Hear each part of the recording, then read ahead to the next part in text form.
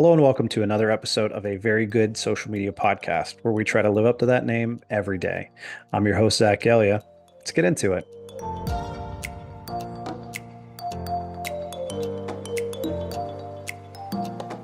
All right, so my guest today, someone that I've never met in person, someone who I think I've been in contact with probably for a few years now.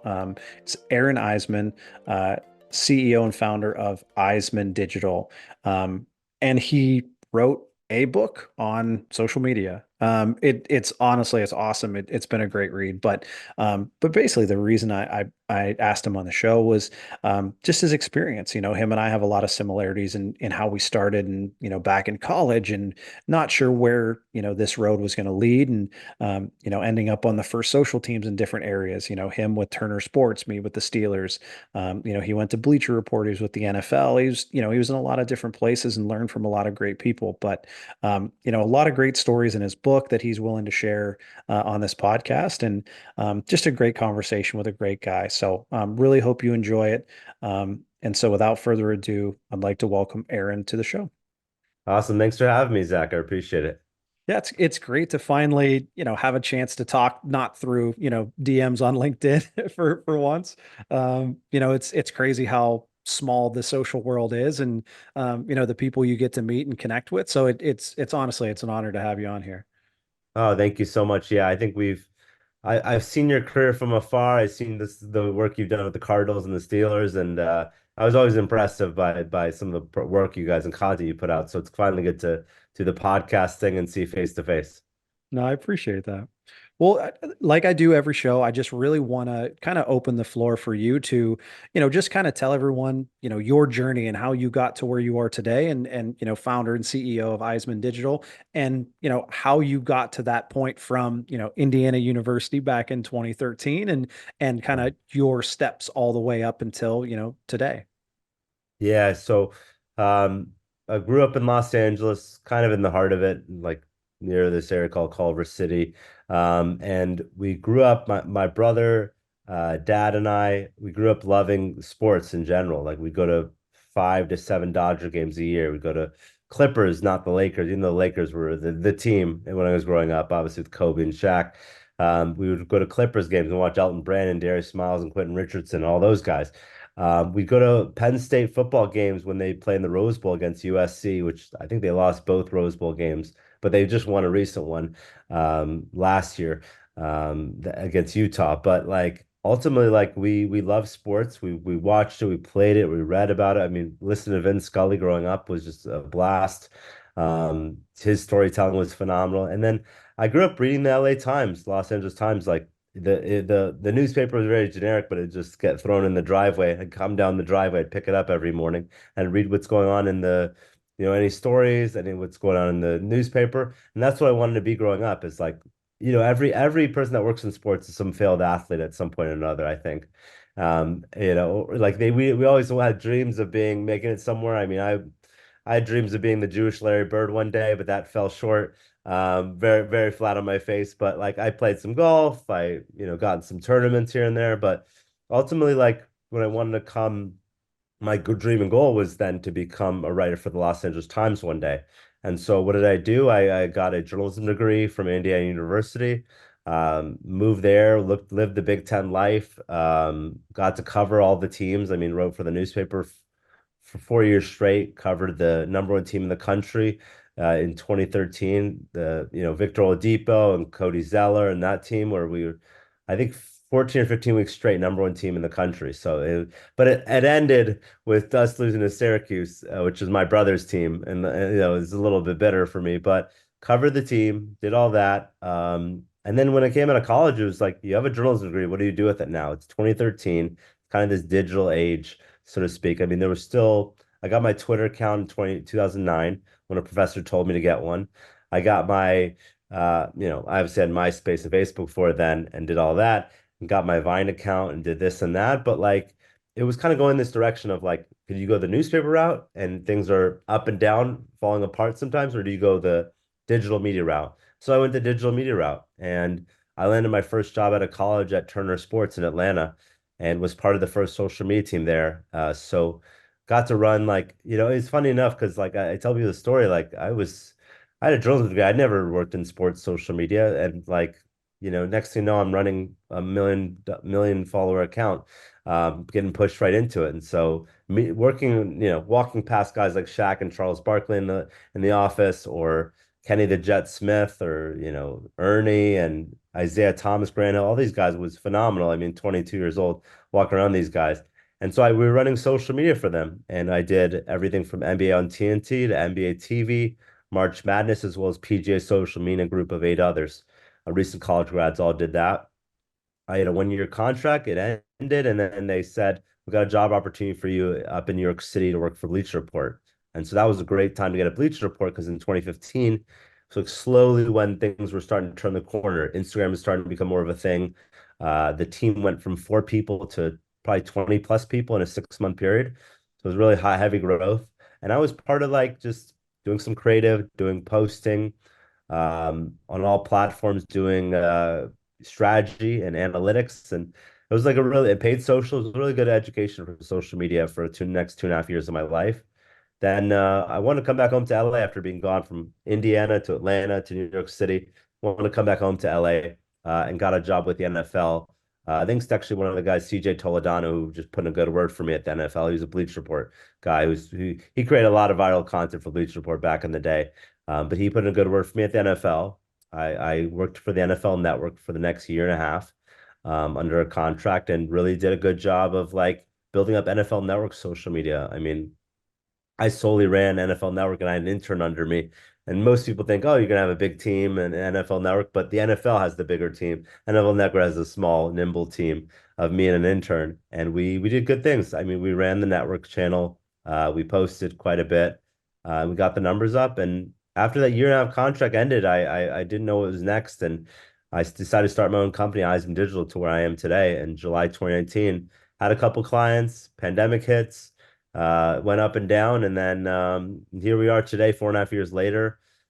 We wrote a book on sports social media. I'll get to it later, and then we've also worked with over 40 clients, from athletes and sports agencies to tech companies, startups, sports gambling apps, and more. So it's been a really cool ride for me, even non-sports. I mean, I've worked with a lawyer, a former dog TV star, a kids nutritional app.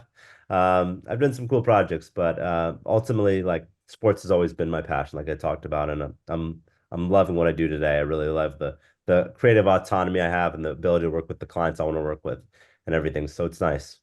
That's awesome, man. Well, I so many different things in that story kind of rung true to me. You know, the failed athlete side of things. That was Yeah, like, I felt that in my soul, man. Like that was just, you know, I played baseball and hockey all growing up, hockey all the way through college. Sort of played through college. I wasn't all that, didn't get that much playing time and wasn't all that great, but it was basically like, what do I do after this? Because it's not, you know, there is not a payday doing what I've known for so long. And, you know, the other side of kind of my interest and my, I guess, talents were the creative side. And, you know, I painted, I wrote, I always loved, you know, the video editing and things like that, but I never really knew it could be a career, you know, like I graduated college in 2011 and it was like, all right, well, now what? Like I love, you know, I love communication, I love video editing and, audio mixing and right. Wow. digital design, but it was like what do I do with this? And so, you Right. know, luckily enough, like walked into a job with the local speedway in Michigan and just kind of it took off from there. So it's interesting your story and mine with the parallels there. Yeah, yeah, no, totally. I mean, I think it's good because I think, people, I would have loved it in college to realize like I need more than just writing. I mean, writing still helps me to this day of being like a journalist, being a copywriter, putting together whether it's 144 characters back then or, you know, more, 144 pages, which I wrote in a book.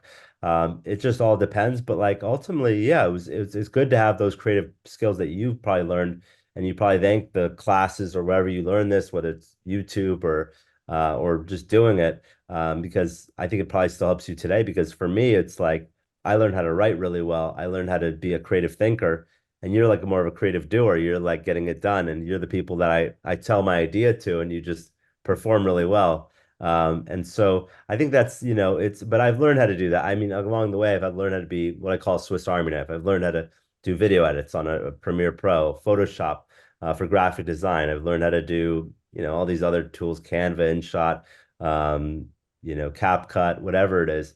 I've learned how to do it along the way, and I've learned how to teach it as well. So it's good to be someone that creatively thinks like, I call it ICE, can you ideate, create, and execute? Can you do that in social media, as a person? Some people can do one of the three. Some people can do two of the three. But can you do all three? And if you can, then you're really useful to any job in social media these days, I would say. Yeah, definitely. Well, and honestly, like it's so crazy because even back when I was in college and trying to figure out, what I wanted to do, it was none of that stuff I really thought was going to help in my career. It was stuff I enjoyed, right? And it was, even after I ended up in the industry, it's not like, here's a job in social, now we're going to send you to take classes to figure out how to do this. It's all on your own and just like you said, like YouTube University, man, Yeah. that's how I learned how to do everything. And so it was like, I had the basics understanding from, a Photoshop and shortcuts and where the tools were, but like I didn't know how to use it. And then same with, Premiere and After Effects is still something I'm working with and Lightroom and things like that. But it's like Yeah. I at least got the basics down so that then it was like, all right, well, like I have to teach myself how to do this. And, it just kind of that's the drive that, has helped me in my career and, definitely sounds the same for you. Yeah, yeah, totally. I mean, I've had to learn like how to really adapt and change with the times and change with the different platforms. I mean, I've been in the Vine Billion Loops Club for two different companies I've worked for, which is there's only three sports companies that have been in the Billion Loops Club, and that's Turner Sports, Bleach Report, and the NBA. Not the NFL. I think the NFL wasn't big adapters of it yet. But like it was just it's cool to get that work experience, that work opportunity, because I got some taste of it and internships from 2009, 2013 in college, but I never really got that sense of like a social media internship, a social media job. Like I just learned on the fly pretty much. And now I'm jealous of the people who can get a master's in social media, who can get like become a social media director or higher, even higher up positions now in even different levels, because like there wasn't much social media jobs in 2013, 2014. And now I'm glad like I've gotten to where I am today because of that now 11 years of experience that I've gone through. Well, and you bring up an amazing word, and that's adaptability. Because Mhm. that's literally the world that we live in. Like you mentioned, Vine, like that was such a huge thing and such a focus on so many business lines, and then it's gone. And it's like, okay, well, now Yeah. what? Like now we adjust, now we figure it out. Like all of these platforms that have risen, fallen somewhere Yeah. in between, like it's all about adapting. And it's just like you said, like you're learning all of these different skills because you're adapting to what's put in front of you. And in this industry, there's something new put in front of you every day. Right, right. So you have to learn like what's my Vine strategy, which lived and died. Periscope was a thing where we were scared as hell at Turner Sports. I remember in 2015 that people were going to Periscope from the golf course, live stream it while we had the TV broadcast rights. We were worried like people are going to use their phones and steal the live footage. So like it was very like interesting to see these platforms change and adapt. I mean, Instagram. I told this on another podcast sometimes. Like Instagram, I used to think of it as you take a picture of like some graffiti or some a trash can, you put a filter on it, you call it urban art, and that's a post on Instagram. Or like I got Chipotle and boom, here's a picture of my burrito and it goes up on Instagram. Or like I'm tweeting back then with no video, no photos, and I'm just like giving status updates or mini blogging, I think is what they called it at the time. So that's what like I mean, these platforms change and adapt, and it's you got to be with the times and adapt with it, or else you can fall behind. And I think you just have to, and you have to constantly learn from different generations and how they use the platforms as well, because the way I use it as a millennial versus a Gen Z or a Gen Alpha, whatever they're calling the next generation, is like totally different. And we all consume things differently, but you got to be understanding like this is the audience. I'm playing to them. I'm playing to what they're all about. And I've got to figure out the content and the engagement rate and all that stuff that engage, we will, get to those people so that we can be most successful.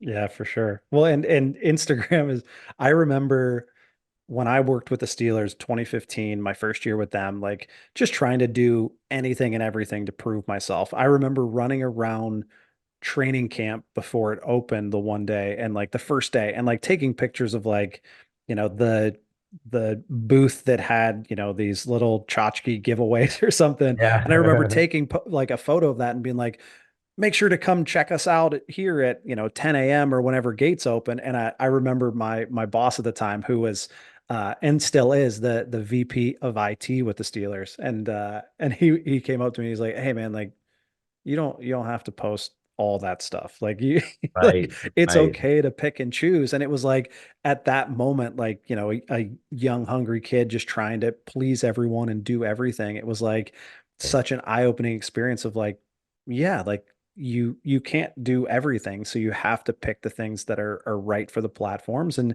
it's something so simple and something that he probably has never thought about again. But it was just something that like immediately made an impact on my career and right. how I kind of operate even today. Yeah, I remember when I was working for, yeah, no, the people, bosses, people around you, like they help shape your career. I think it's good to have those. Like, I call it the sponge mentality. It's like good to be around people that you can learn from and consume their content, their experience.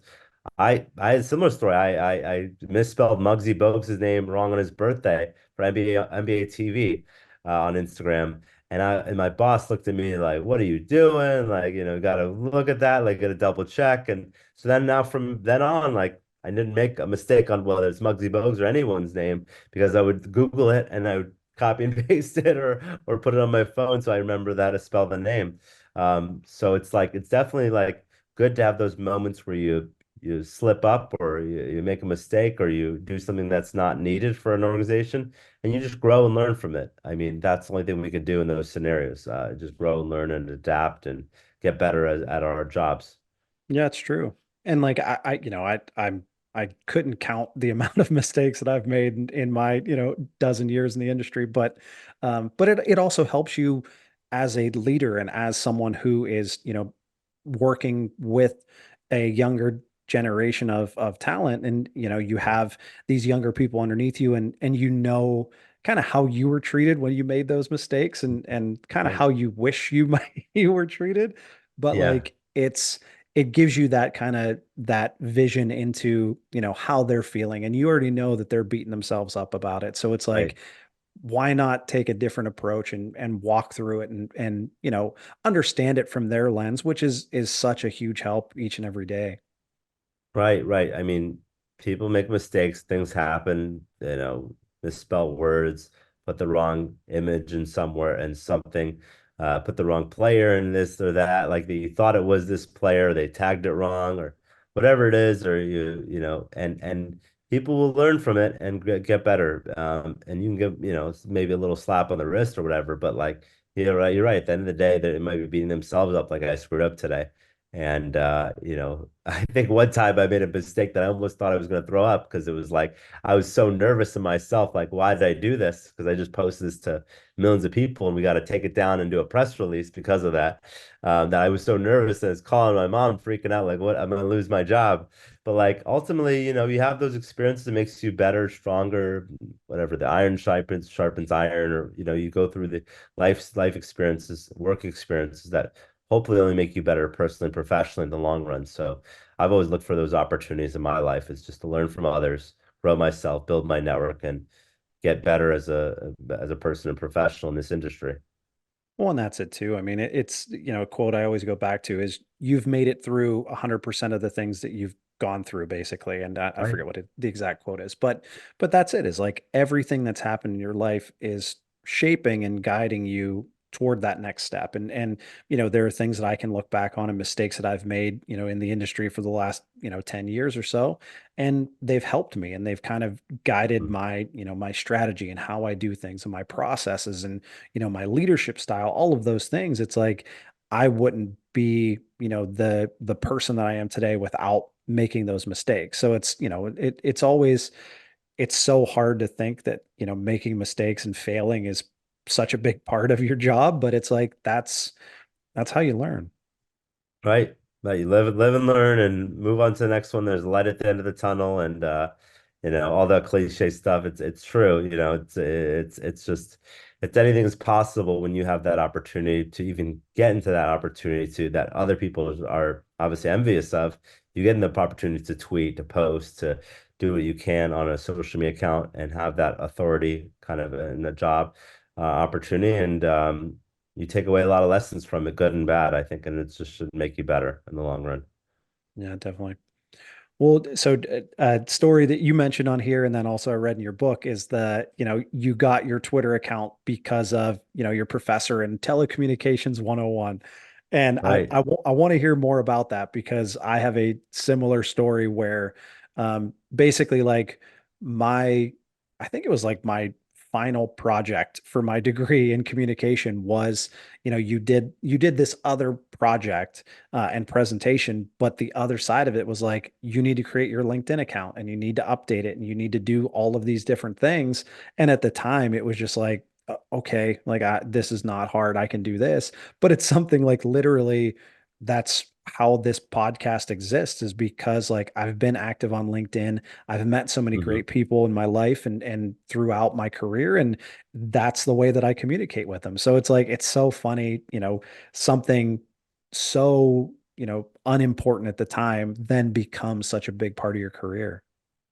Right. And the funny thing is that was probably one of my top 10 memories of my career is finding that story because there's two things I remember from that class, and this is in 2009, so it's been a while.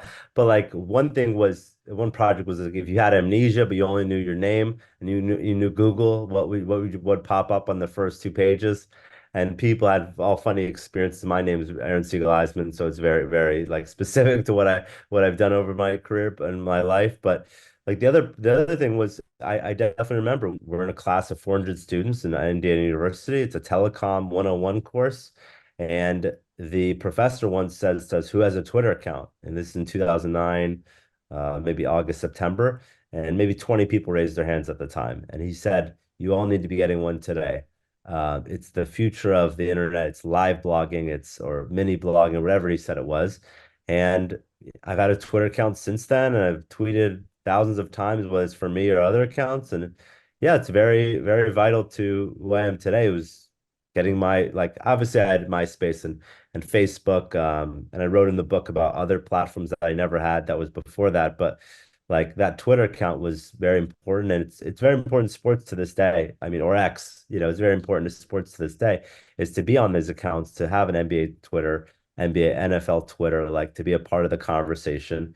And yeah, it's funny enough that that was the story when I got my social media account. Like I can't remember when I got like how I got my MySpace or my Facebook or Instagram was just cool, so I had to get it then. But like I remember that Twitter, that professor saying, "Gotta go get it today," and gotta go, like start your live blogging career. Then that's what you had to do. Yeah. Oh man. Well, yeah, God bless those two professors because they they definitely they helped me out and they helped you out for sure. Yeah, totally. No, it was great. It's just great stories like that. I think you learn from college. It was like, the best practices, the things in the past of like what you should know and not know, ethics. I mean, I learned a journalism ethics course that I thought was like powerful to what I do today and how to, you know, there's a line you couldn't don't cross in a certain way with journalism and this and that, AP style and all this stuff that I learned along the way. But ultimately, like, yeah, I mean that and combined with the internships that I had, some good internships along the way, that like propelled me to where I am today. And I still am thankful for the mentors and people that I've had along the way because it makes me who I am today. So I think it's just powerful to have people in your corner, people telling you like this and that, like learn about this, and you should only consume that knowledge. And like I said, the sponge mentality, you should only consume the things from people around you, and that'll give you better backing in terms of what you shouldn't do in the future for yourself. So it's powerful to have those moments. And yeah, like I said, 2009 I had that moment, but I still remember, I still wrote about it in my book and everything because it was important to like have that Twitter account at that time. Yeah, for sure. Well, all right. So since we've started talking about it, you got to tell me about the book. I like one of the questions I normally ask guests is, take me through a project of like an idea comes up all the way through, I'm going to post this. So on the flip side, same thing, take me through, writing a book. It's something I've always been interested in, and I love writing, and I've never been able to do it. But how did you how did you bring this idea from, a thought in your mind all the way through like it's now, in stores and you can buy this thing? Yeah, so the just like the book evolved, my idea evolved for the book, like of what, it was a bucket list item, write a book before I hit 30. And it was like, what do I write about? Do I write about like me becoming an entrepreneur and my stories along the way? Was it me being in the sports social media industry? Was it me growing up, as in the sports world in general and just like the LA world and all that stuff? But I thought it was like it was good to write this, and I accomplished my goal of doing that, but in the process I looked at Amazon and I didn't really see like a non-textbook on sports social media. There was books on like sports media in social, like that was like very, those 700-800 page books, and I was just like, no one wrote about like the actual stuff, like the the like the stories along the way. And so I was like, if anyone's gonna do it, and I had imposter syndrome, of course, along the way, but if anyone's gonna do it, I'm gonna do it. And so I decided to do it. I took the plunge, and I spent the next 5 months writing the book and 4 months marketing it, editing it, and publishing it. But it's I interviewed over 100 people for it. I talked to some of the best people, Lee Steinberg, the Jerry Maguire. I talked to, or the Jerry Maguire at the time. I talked to Jamie Horowitz from ESPN and Fox Sports. I talked to a lot of athletes like JaVale McGee, Hunter Pence, Matisse Thybulle. And I talked to a lot of different people in the industry. I talked to influencers. I talked to social media managers. I talked to people from my Bleach Report and House of Highlights days.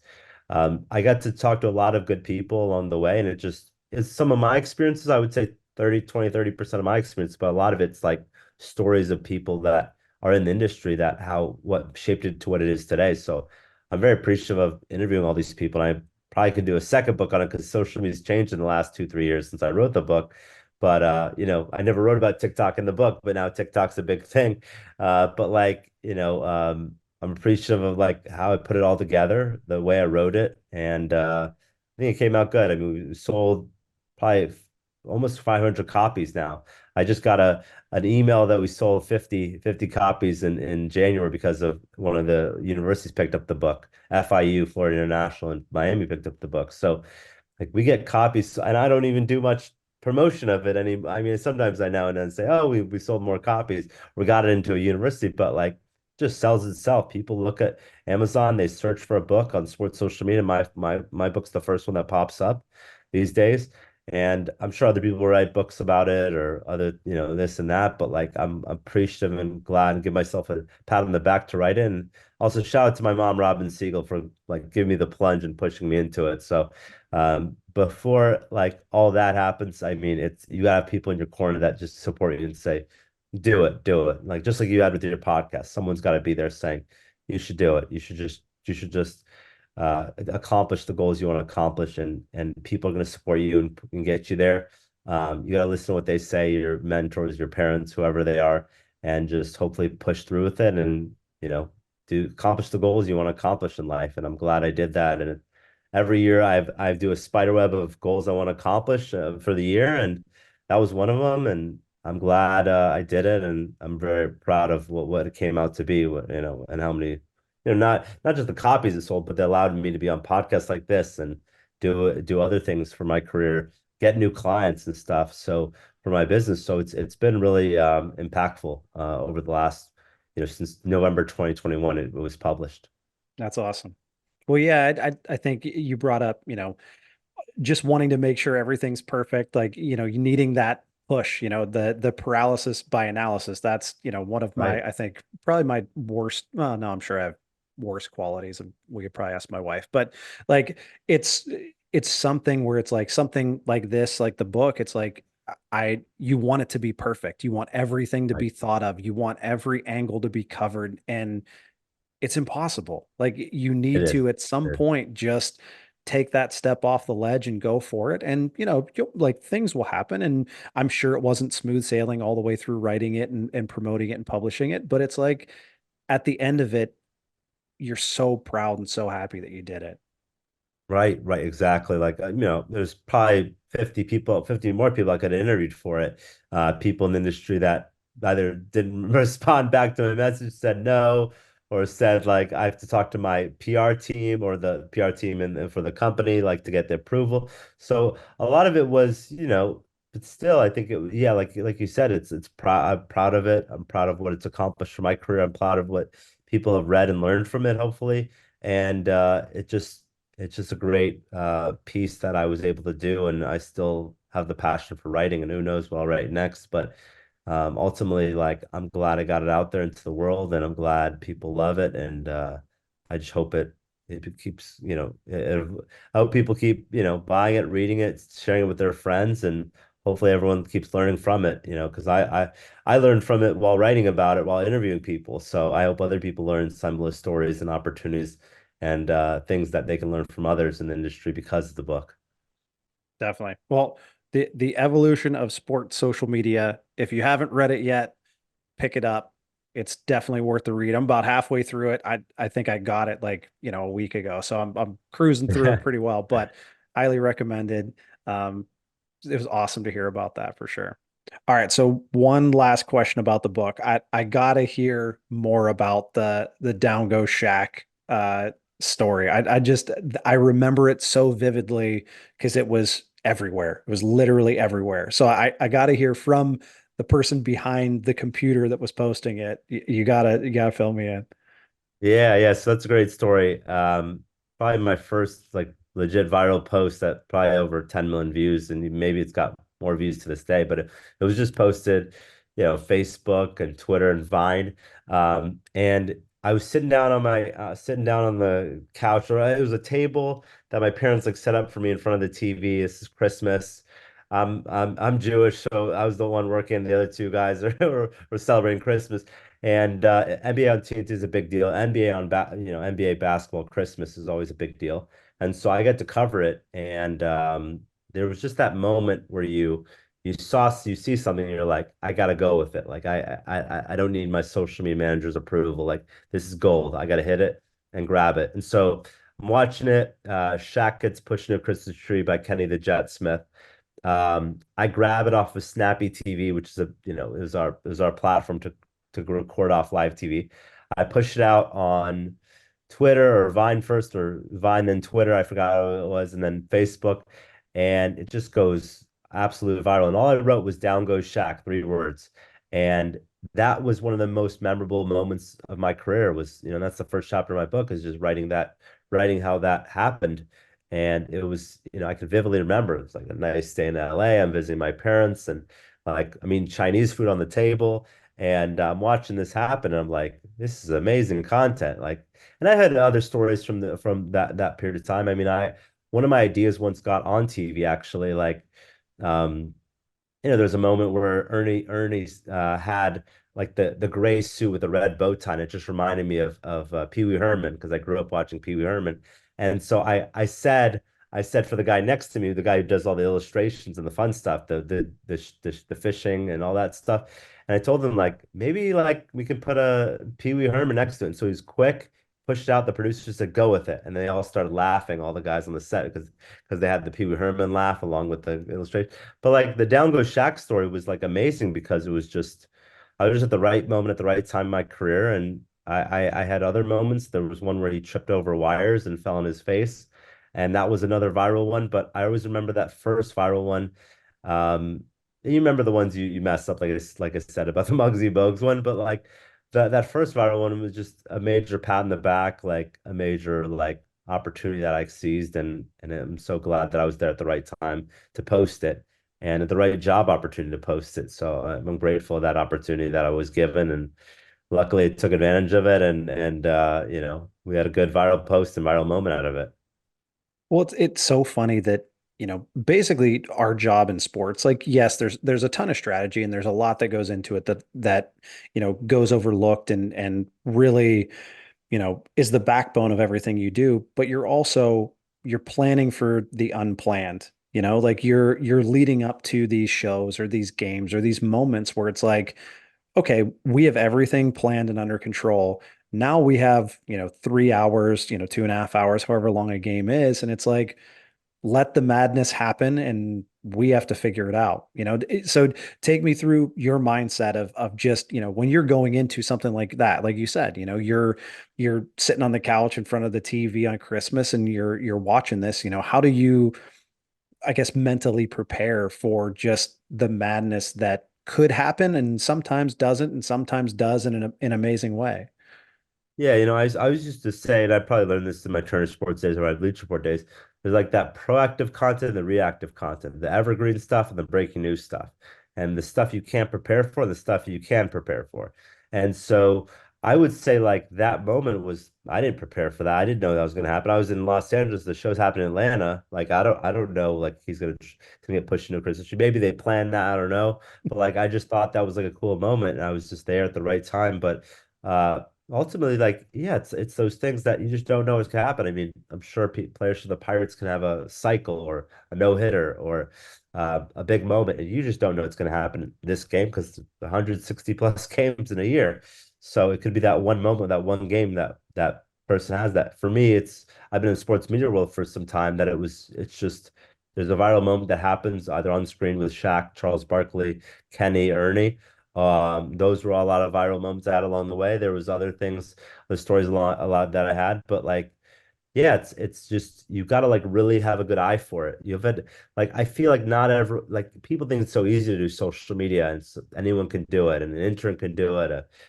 This person can do it, that person can do it. But there's certain key qualities you need to have that have made me and you successful along our years. And I think one of it was the attention to detail, like understanding like anything can happen at any moment and you've got to be prepared for it and you got to know like this is going to do well content wise like not I obviously not everything in my career has hit and gone viral or gone like overperformed, but like there's moments where I can understand, see a piece of content and be like this can connect to our audience that we're trying to connect to, and will engage the audience, and this will is shareable content to their friends and stuff. So I was just saw that moment and I just saw like this is like perfect, like this is TV social media gold. And I took advantage of it and didn't even wait for the thumbs up from my social media manager. I just like I gotta go with it and I gotta push it out before anyone else does. It's kind of one of those things where it's like if that's viral, it can go viral for someone else, but we're the viral account that everyone's looking for to post that piece of video. And I'm glad I did, and it was funny, and it led to millions of views. And I don't have the track of it because I wish I could put it on Gondola, that platform Jared Kleinstein, those guys did. But like if I could, like I'm sure I'd be proud of where it ended up. And 10 years later is to the date, is when it happened. So or 10 years this Christmas. Yeah. So I was really proud of that moment, and I'm glad I was able to be there at the right time to do it. And it's just one of those stories that I'll always have for the rest of my life, I believe. Well, in working in sports, it's like you have to watch the game through this different lens than anyone else. Like that's the way I always kind of describe it is like I worked for, the Steelers for 4 seasons. I worked for the Cardinals for 3 seasons. And I told everyone like I've missed, I missed 4 years of Steeler games. I missed 3 years of Cardinals games Right. because you're not watching it through the same lens as a fan who's just, watching to enjoy, watching to be entertained, watching to be, Right. elated or heartbroken, whichever way the game, breaks. But it's, you're watching it through that content lens of like, you see something on the broadcast, you see something on the sidelines, you see, a fan saying something. Like there's so many different things that you're keeping an eye on in addition to what's happening on the field, the stuff that's being created to showcase what's happening on the field. But it's just that different, like you said, it's like that different viewpoint. It's the different attention to detail where it's your attention to detail are different details than what everyone else is Mm. kind of watching. Right, exactly. And when you brought that up, I had an NBA TV. I'd work on these Wednesday nights by myself with a designer next to me, and there'd be 12 or 14 games going on at the same time, between a span. I'm working from 4 p.m. to 2 or 3 a.m. And I'm like, drinking the coffee, eating dinner, we're trying to watch a bunch of games going on at the same time. We don't have 12 TVs at the time. I had my computer and 2 or 3 TVs above me. I had to have the right games on. I had to look for the right moments. Sometimes I would look at other people like tweeting and posting about. I like there was a guy Vinny Viner. a Vine account that would like grab everything. And I'm sure there's other accounts that we looked at, but like that was one of them. He'd watch the Bobcats game that I wasn't watching against whatever random team, but he would find something that was like a clippable thing, and I would look at it and be like, "This is good. This will work for our social media accounts." And then delineating and knowing this is NBA on TNT content, this is NBA TV content, different strategies for both and what they're looking for, what the audiences are looking for. But yeah, I mean, it's tough to cover a lot of things, and you're looking for moments, you're looking for highlights, you're looking for stat graphics and things you could push out. We watch it differently. I mean, some stuff, a dunk is probably going to work better than a three-pointer poster play. A steal that wins the game is something that's vital towards clipping it and pushing it out. I can't watch all 12 games at the same time and focus on what's going on. It's me and a graphic designer who's just chilling there, waiting for me to tell him what to do. But like ultimately, like you've got to be in the seat that says, I've got to find what I'm getting, what I need to get. I'm gonna miss some stuff. It's okay. I'm gonna get a social media manager top of me that says, "Hey, Aaron, you missed this, or you can do this right now," and that's okay. But ultimately, yeah, we're at this job to like perform and to do well and have people around us that support that, and hopefully, like we do what's needed to do to like really excel the page, grow the channels. And if we're doing that, if we're growing in the right direction, if the numbers going up, whether it can go flat sometimes, it go up sometimes, at least it's going the right direction. Like we feel that we've done something in our account that makes the managers and directors and people above us happy because they see, hey, you were diligent, you had a good attention to detail, you caught the right things in the X game, and knew what to push out to make the audience feel like they saw it all. They didn't have to watch a full game because they saw that 20-second clip on a Twitter eventually or a Facebook or wherever it was, mine. So it's good to have the people around you that support you, but it's also good to, do it yourself and realize like you got to go through the ups and downs of a career. And you're posting to a lot of people and it's tough sometimes, but it's also rewarding at the end of the day too, because you're just in the right seat and you've got the right opportunity to really excel yourself. Yeah, for sure. Well, and I can promise everyone who's listening, all of the best posts that I've ever put out from any of the teams that I've worked for have never been planned. Obviously like you win the Right. division, you win a playoff game, the final score, like all that stuff of course is going to do really well, Yeah. but it's the most random, I think two of my best posts that I've ever put out performance-wise with the Steelers.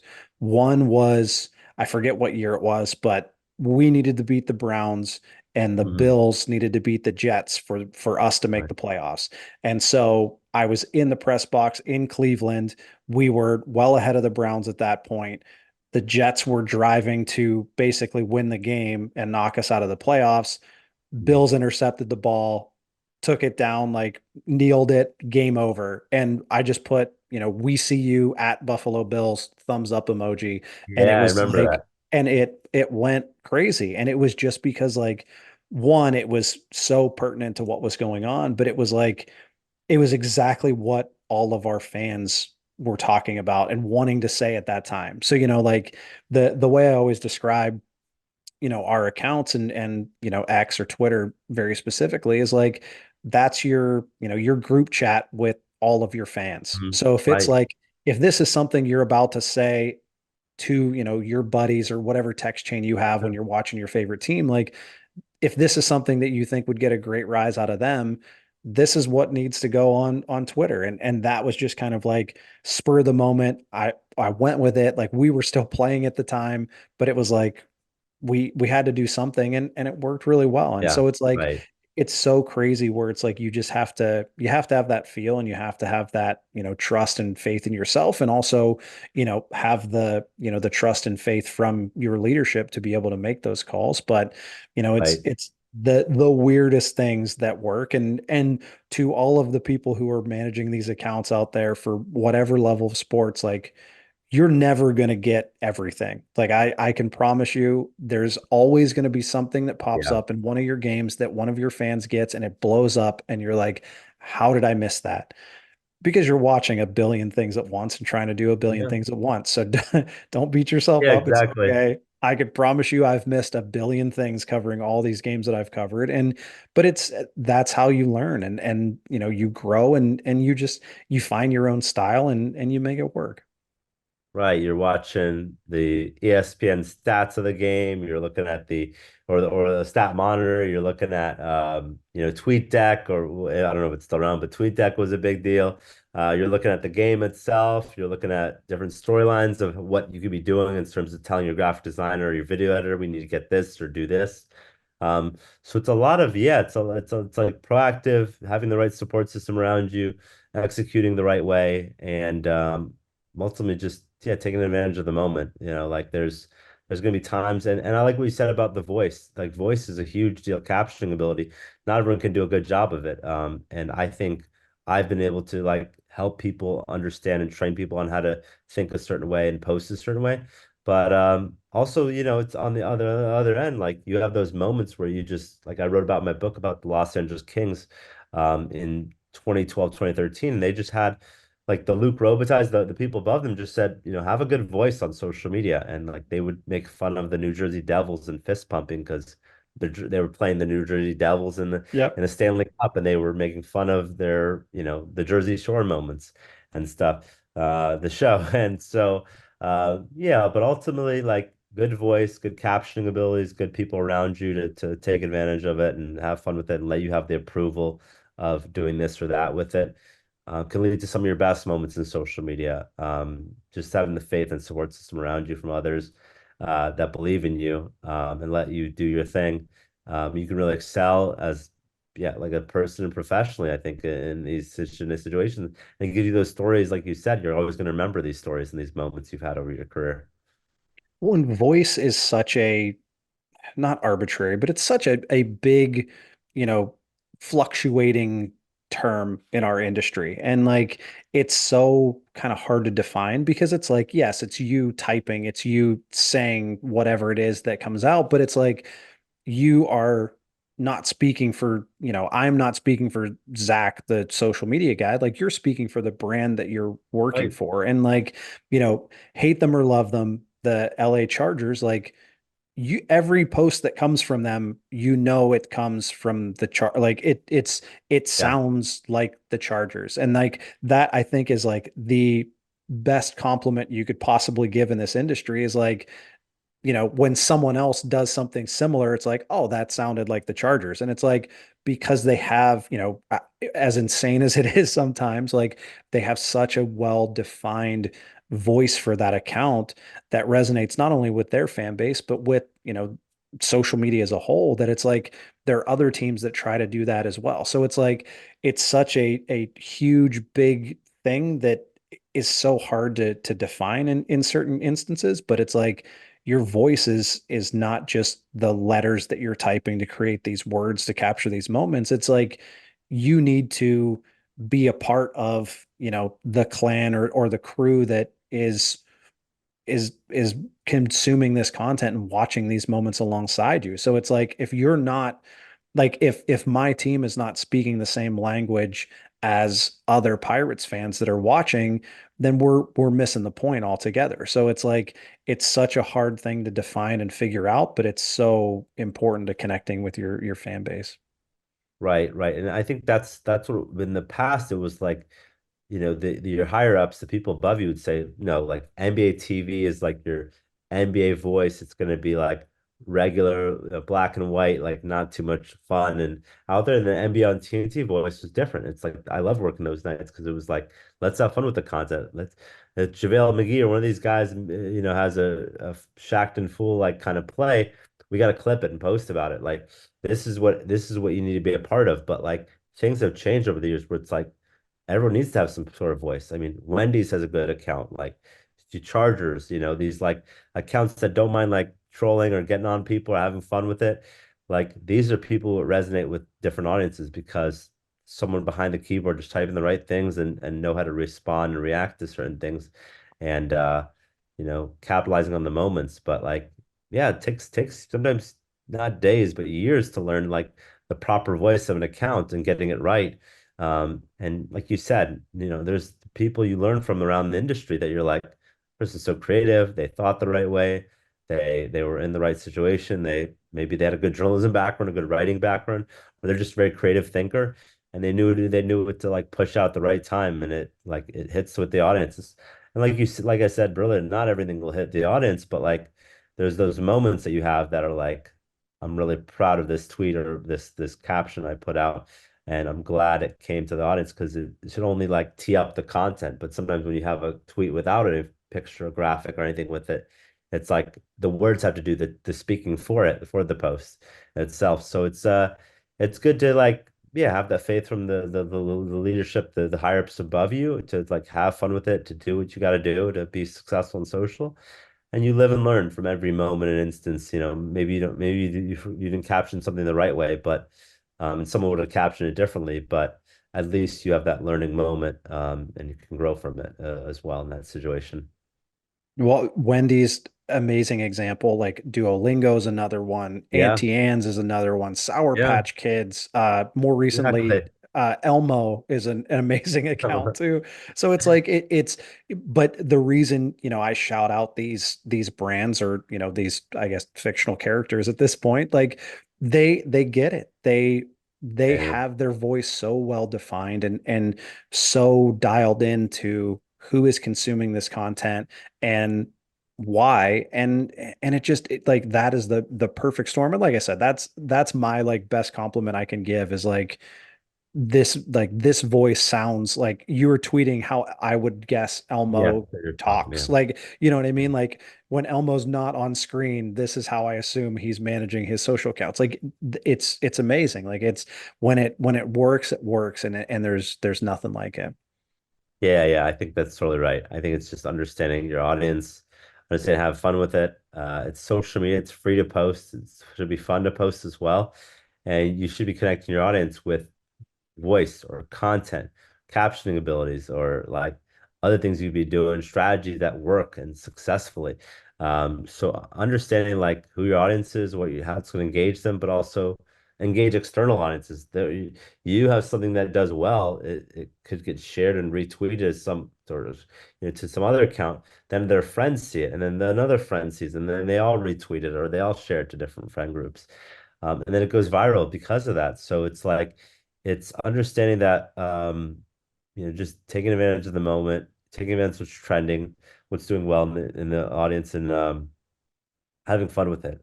Because like, that's what our job is. We're not accountants or lawyers or other types of jobs that might be a little boring to the normal person. That still make good money, about better money than us. But like we're here to like, have fun with it, like get out our voice and our personality, and like have that, like you said, a group chat mentality. We're just talking to the fans. And it's that one-on-one cadence. It used to be about like, I'm just speaking to them. Now I'm speaking with them and I'm having this conversation, and that's the way it should be. Social media, and you know more accounts should start thinking that way versus the like the I'm telling you my news, I'm telling you this about the company, this and that. Like, have those moments where you're having fun and you're enjoying yourself and you're capitalizing when it is that moment, and just, yeah, have fun with it at the end of the day, like I always say. Well, changing gears slightly, I want to dig in. One of the big things with this podcast is I want to help that next generation, and those kids out there, in college right now, looking for internships, looking for, their first opportunity in this industry. What would be your, one piece of advice where it's like something you wish you knew when you were getting in the industry, or something that would help, this younger class who's looking to make that jump? Yeah, I think it's this kind of diversify your skill set and be a Swiss Army knife in this industry. I think that's going to help you in the long run.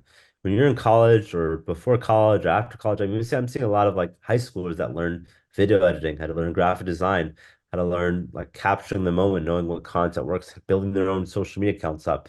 Like, I think it's like your understanding of like that there's this ability to learn and grow so much faster than we could 10, 15 years ago because of the internet, because of YouTube videos, because of these tools that are well, some are easy to figure out, some are tough, but they're easy to like understand a little bit more. Canvas and CapCuts and InShots and Photoshop and like Premiere Pro, After Effects. Like if you can learn these types of tools and skill sets, it's only going to make you better in the long run. And then that's going to give you the opportunities to say to, like, that's going to enter you in a door that helps you, gets you a job with the Pirates or gets you a job somewhere else because this is a Swiss Army. This is a person that does more than just, I have a good voice. Like, that's good and all too, but like, it's knowing how to create content on the fly that someone if someone's computer goes down and crashes, your graphic designer, can you create the graphic design? Can you do the video edit that needs to be done? And if you have experience doing video edits and graphic design before the internship or the job, that's only going to make you better in the long run. So definitely like have those opportunities both, learning from yourself, people around you, internships, those things, like consume, have a sponge mentality, learn from those people, but also like get that showing lead to a good work experience, a moment that you capture on social media that really will resonate with the audience. And I think you need to have that thing, and and then at the end of the day, I think it's also like this build bridges, maintain bridges, don't burn bridges mentality. I think I've constantly been aware that being humble, being nice to people around me, whether they're the CEO or the intern, understanding that everyone has a job and a role in this company, and everyone can help the ship ride smoothly, whatever position you're on, whatever position you're on the totem pole. But like, it ultimately like realize like it's good to just get to know the people around you. Like you can work with them and get intense in moments and games and this and that, but get to know who they are as a person. Take them to coffee, like take them to get into their backstory. Like I'm a person at my heart, so I love to say to people like, what teams do you follow? Like, do you remember the moment of this? I remember that happened with your team. What foods do you like? Where do you like to travel to? Like this and that. Like, what are your passions and hobbies? Because the people you work with, they're more than just a tweeter or a poster or someone that's going to do this and that. There's a lot of history behind them that they had way before this job.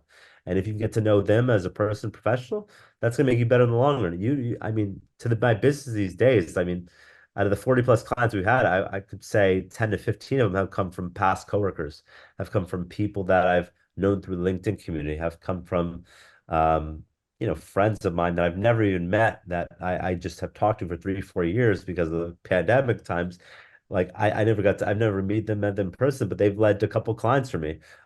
So build your network, grow your network, learn from people around you, have sponge mentality, and become adaptable, have skill sets that are really going to make you just advantageous in this industry because, you know, everyone can post and say they know good at this or they try to have to capture the moment like mentality, but like not everyone can put all the skills together and become efficient and become execute the right way so that your bosses can say, wow, you did a good job of this video edit, this graphic design, and you take ownership of it and you realize like I learned this years ago. I did this type of work years ago, but I'm still learning on the job as well. That's okay to do, but I have that skill set from past jobs or past work or just freelancing on the side that you're like, this is only going to help me to this day with this job. So it's good to learn from the people around you, grow your skills, become adaptable, build your network, and just be a good person. If you're a good person, you're humble, nice, kind of people around you, good things happen to good people. It's the karma. It's gonna happen for you. I mean, my first job, I luckily landed. I had 9,000 applicants. I landed one of 9 jobs to Turner Sports. Then they said, we got a job for you, Bleacher Report. Then someone at Bleacher Report said, I have an opportunity for you at the NFL. And now I've had clients because of all those jobs and those opportunities. So it's I've just been a good person. I've been friendly and fun and easy to go along with and easy to get along with. And it's just helped me to this day. So build your network, grow your network, and learn as much as you can. Each opportunity you have, consume as much knowledge and experience that you can. Well, and you bring up such a something that gets overlooked too much, and something probably that I did a little bit early on in my career, but just getting to know the people that you work with, like not just, what can you do for me or how do we interact when, Right. work is happening, but like, what do you like? Like, what TV shows do you watch? What movies do you like? Your sports teams? Mhm. Like, do you have any tattoos? Like, all of the things where it's like, you need to get to know each other as human beings so that Yes. when, when everything is flowing smoothly and everything is going nice, like everyone plays fair and everyone is nice to each other. But like when you get into those difficult times and you get into those, those situations that are a little bit more, tough to deal with, who's, in the, the foxhole next to you, and Right. you're going to go to bat for this person, and say you get in an argument and things, it's out of character for this person, you know at least who the person is, you know Right. like not just the worker. It's all right, well, they're having a rough day, I know there's a lot going on, and we're good, like I'll follow up later, we'll make sure everything's fine. But it all goes back to something that's so basic, and just get to know the people that you work with, and genuinely care about their well-being, and it takes you so far. Right. No, then that's helped me through the years. I have on my phone, like text this, text John, email Zach, LinkedIn message this person because um, I was good to them a long time ago. I did something for them a long time ago, and they did something for me, and they helped me in my career. And I'm constantly willing to just keep in touch with them and say, what you got going on these days? How, like, what's up? Like, how you doing? Like, how's your family? I saw you just had a kid, or this or that. Like, it never hurts to like get to know these people because you never know down the road when you see them at a conference, or they you need a job and they work for that company, or you need a reference and they helped you out along the way. You never know what could lead to it. And just by being a good person, just by like getting to know them and getting to understand who they are as people, that should help you. That should grow you. And that should, allow you more opportunities down the road that you wouldn't have gotten because, you know, people can open the doors for you and but your skills can keep you in the room, in the building. But like sports, you need some people to open the doors for you, or else you're gonna compete against 1,000 other applicants. And what's gonna make you stand out with 1,000 other applicants and 100 other people that have the same resume you do?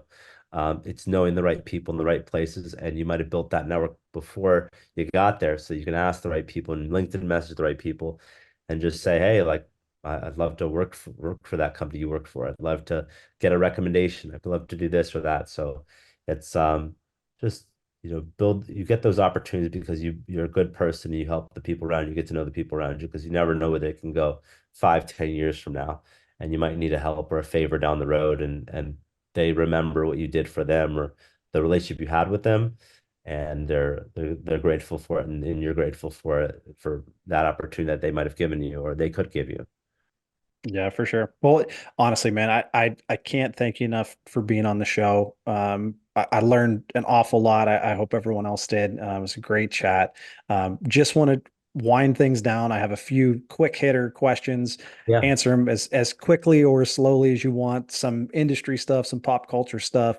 But just want to finish things off here. Yeah. Yeah, go ahead. Cool. Love quick hitters. All right. What is your least favorite industry buzzword? Um, I think viral. I think everyone I think everyone just thinks like or like we used to make fun of it, Bleacher, but we used to say, I'm gonna go vi. I'm gonna go vi. Like this is gonna go vi. I just hate the fact that everyone just like needs to go viral. I think why can't we just help over everything overperform? Like things do well. Like if you're expecting things to go viral, it's not gonna happen. And it's not gonna happen every day. And our bosses can expect that, but like you just be honest with it. Like you'll have those moments where things go viral and you're giving yourself a pat on the back, but just not everything works that way. And so you got to move on and realize like, it's an arbitrary like the word that people use and they hope everything's going to go viral, but it doesn't. Just be honest with them. Yeah, for sure. Well, you're also not the for I think you're probably the third or fourth person that has said that's the word for them. So I couldn't agree more. Um, all right, what who would be, if you had to pick one, who would be your favorite team on social media? I think you mentioned it. I think that the Chargers do a great job. Um, I think there's a lot of good teams out there. I mean, it used to be the Panthers and the Falcons, I think were good ones, and the Hawks were good. I think Jared Wilson, I think at the Hawks was great at what he did early on in the Hawks social media. But right now, yeah, I think the Chargers are doing a really great job of it. They get the content, they get insider access to the stuff. They know what to post, they know how to make fun of other teams and to play riff off of it and to maybe troll a little bit here and there. But like they got a good voice and they got a great team behind them. And I applied for that job, didn't get that job like years ago, but like I'm happy to where it's gone to this day and like the success they've had because I think they deserve it for sure. Definitely. Yeah, they're always up there for me. The Panthers are one for me. Another like sleep, probably not a sleeper pick, but like a team that I just think always hits the right note is the Chicago Bulls. I don't know, like I'm not a Bulls fan, like obviously MJ and the history there, but like it just the things that they end up doing you see on social and you're like, man, it's amazing. So Yeah, hopefully I'm trying to get Nico or someone from the Bulls on the pod. I've reached out to a couple of them, but good. fingers crossed for sure. And let me know if I can help with anything. Any reach Sounds out to anyone. good. Parks and Rec or The Office? Um, I go The Office, but they're close, 1, 2. I still say everyone needs to have a treat yourself day, which is from Parks and Rec. So I mean, especially in your social media, these high intense, stressful situations, you need to have a treat yourself day. You need to go play golf, get a massage, like go to a movie, do things like that. Get off your phone for a second or a minute or a day. Because like that's only gonna make you better in the long run. But like, yeah, like Dwight, Michael Scott, like all those guys are phenomenal. I mean, I think it's one of the best shows of all time. All right, Friends or Seinfeld? I didn't watch much of either actually growing up, but I will say I like Seinfeld. I love the humor. I love what Larry David did for that show. There's like on point moments that they have like through the show that I even still hear to this day that I might have not watched the episode. The Soup Nazi and some of the stuff with the Yankees and the George Steinbrenner stuff and the other things of that nature. I think it's just a great show. It has great moments. But yeah, I'd say Seinfeld for me. Vine or MySpace? Vine, like I'm in the Billion Loops Club for two of the moments. I liked MySpace for what it was, but like Vine has helped propel my career because of um, just those moments I talked about. I put up on Vine and get millions of loops and I was like really proud of what I did. And I get that champagne bottle once we hit that Billion Loops Club. So if anyone remembers, Jared Klein still remember, he probably sent me sent our team a champagne bottle if we hit that Billion Loops Club. But ultimately, yeah, Vine helped make my career. That's awesome. All right, last question is rate the finale of Game of Thrones from 0 to 10. I would give it like an 8.5, 8.5, 9. I think it was good. There is, there's probably some questions still left behind, but like I love the show. I loved anything HBO produces. I think Entourage is one of my favorite shows ever.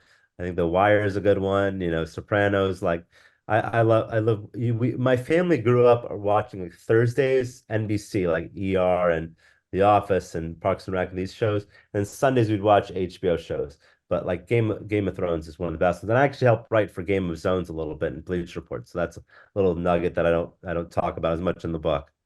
Nice. Well, that's awesome. Well, honestly, again, like I cannot thank you enough for being on the show. Had a great time. I hope everyone enjoyed. This has been another episode of a very good social media podcast where we try to live up to that name every day. And we will see you next time.